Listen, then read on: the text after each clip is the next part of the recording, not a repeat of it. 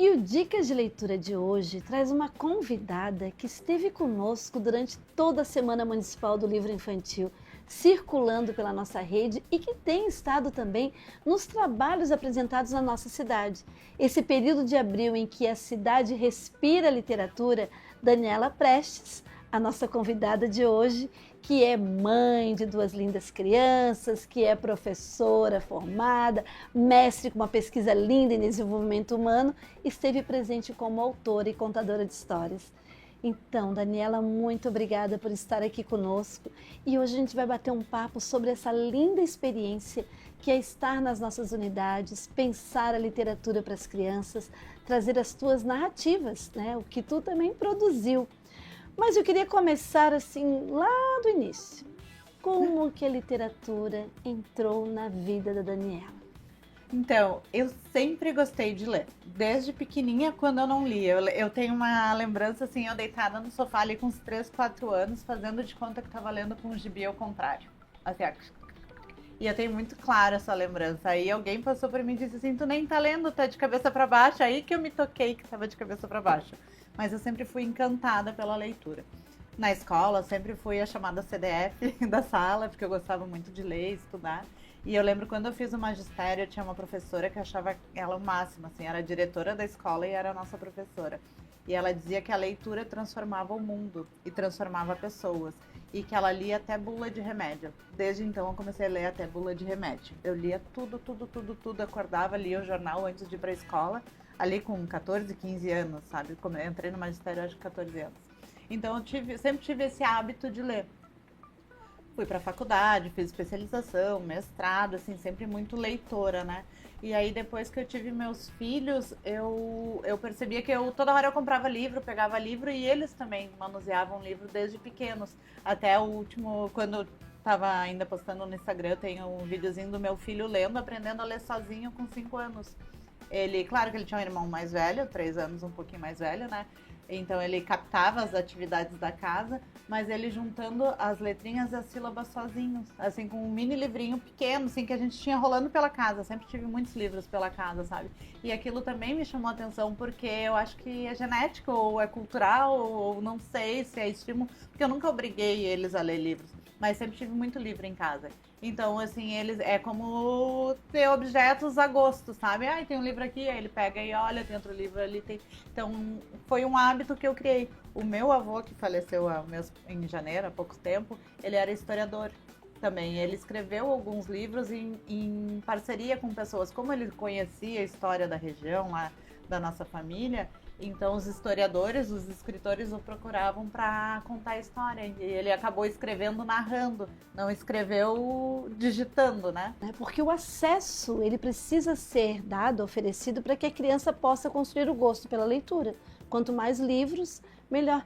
E acredito sim, não tão somente na questão genética, mas principalmente nessa continuidade do cotidiano familiar, né? As pessoas que têm livros em casa e que o avô lê, o pai lê, a mãe lê, e é assim na escola também, né? Com os professores. E aí, como que tu resolveu, com essa vivência de uma pessoa leitora, trazer para a escrita, para a narrativa ali num livro infantil? O livro nasceu mais como desespero de mãe. Na verdade, foi uma época que eu estava trabalhando muito. Eu era workaholic, assim, hoje eu tenho consciência disso. E era pandemia, eu trabalhava em casa, chegava a trabalhar 12 horas ali no computador e meus filhos eram pequenos. Um tinha 5 e o outro tinha 2, por ali. E eles não dormiam à noite, eram crianças que acordavam muito à noite e eu precisava dormir, eu ficava desesperada, aquela mãe que não dorme, que trabalha muito, que tem a casa para cuidar. E aí um dia, numa noite lá, o meu filho pequenininho dizia assim, tem um lobo na janela, mãe, fechou a porta. E aí ele toda noite era aquela história, ai, fechou a porta, ele pediu pra eu conferir, fechou a janela e tinha um lobo. A gente morava em Canasvieiras de fundos pro mato, assim, pra floresta. E aí volta e meia tinha um au!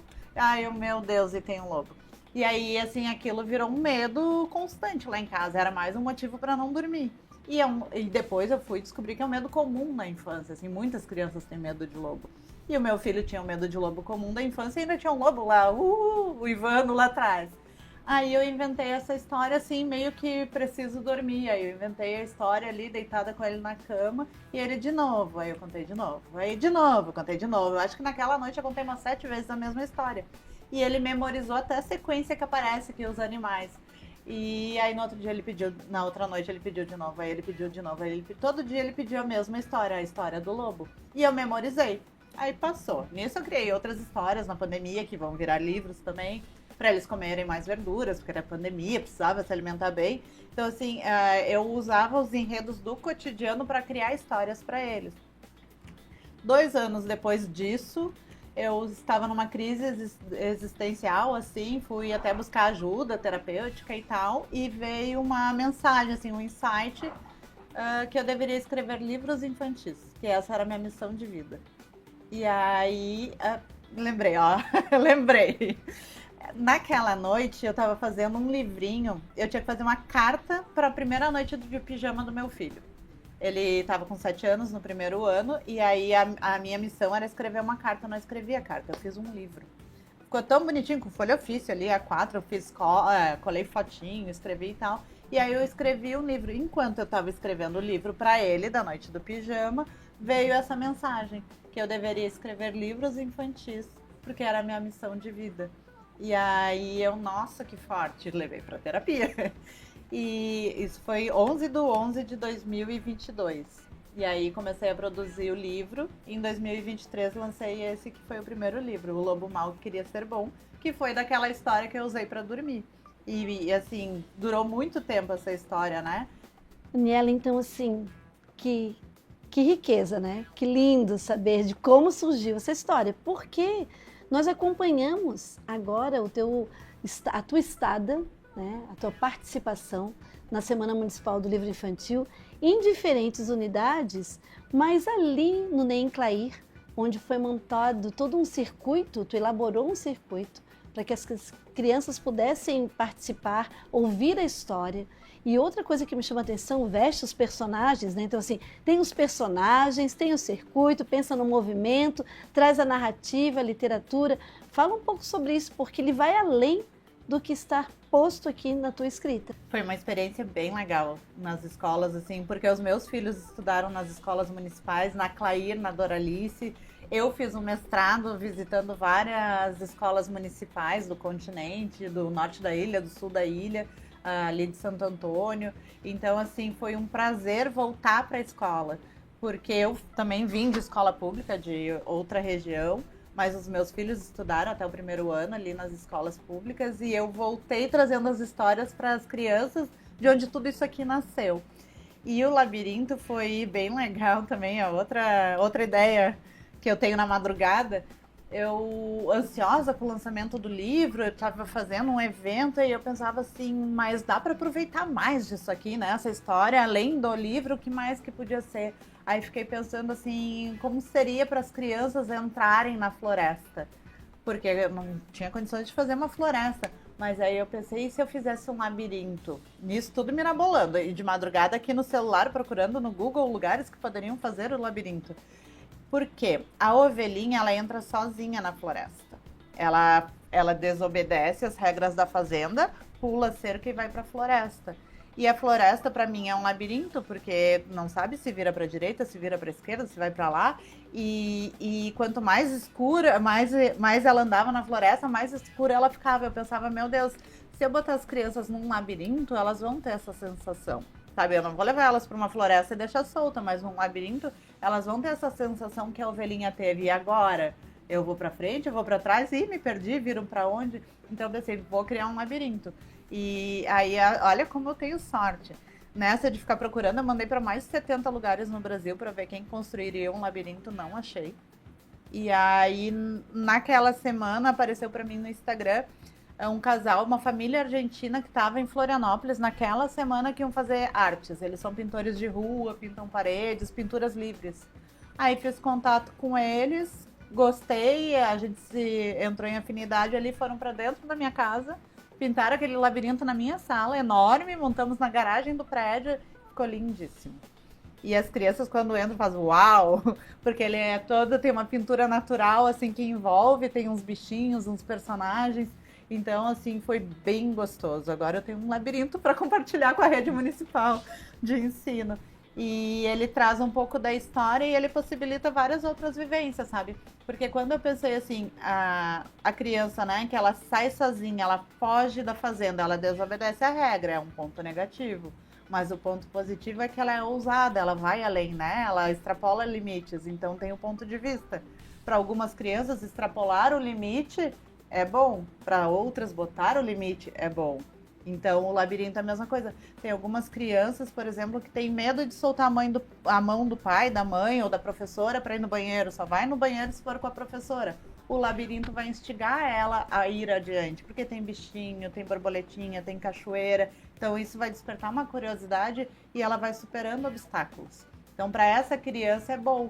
Já aqueles puletinhos que só vai, ele vai dizer, uou, aqui agora eu tenho uma parede, eu tenho uma barreira. Sabe? Aí ele vai dar de cara com uma pedra, com uma cachoeira, vai impor limite. Então, assim, o labirinto ele é utilizado como um recurso terapêutico, pedagógico, para botar limites, para dar direção, para tirar limites. Então, assim, depende da abordagem que se quer usar com ele. E ele pode ser usado com crianças de 2, 3 anos até crianças grandes. Ele tem uma altura de 1 metro, porque aí a criança pequena, por exemplo, que são que tem mais medo, né? Elas andam sozinhas numa altura que elas enxergam a professora ou enxergam os pais. Então, elas podem ir, elas meu pai tá ali, tá me cuidando, o prof tá me vendo, posso ir? E aí ela vai. E ao mesmo tempo, os grandes, a gente pode dificultar, botar um pano preto, uma telinha, para eles se abaixarem e irem mais devagarzinho, admirando as paisagens e até formulando, né, novos caminhos, processando novas histórias, curtindo aquele momento. Então, assim, ele pode despertar, sabe, valores, criatividade, movimento, limites. Aí a criatividade é nossa, cada um usa como entender melhor. Ai, que delícia, né? Eu fico pensando nessas possibilidades no nosso cotidiano educacional, de trazer outras brincadeiras, outros suportes, outras experiências, que lindo! E realmente, a literatura, com a exploração do ambiente, né, com o pensar personagens, cenários, traz muitas possibilidades. Muito obrigada, Dani. Se foi um presente, a Semana Municipal do Livro Infantil foi mais especial com a tua presença nas nossas unidades. Muito obrigada. Obrigada. Investigação científica que salva vidas. Jogos lógicos que treinam a mente. A Rede Municipal de Ensino de Florianópolis prova que aprender é, acima de tudo, uma experiência viva. O Educa Floripa de hoje fica por aqui. Até semana que vem.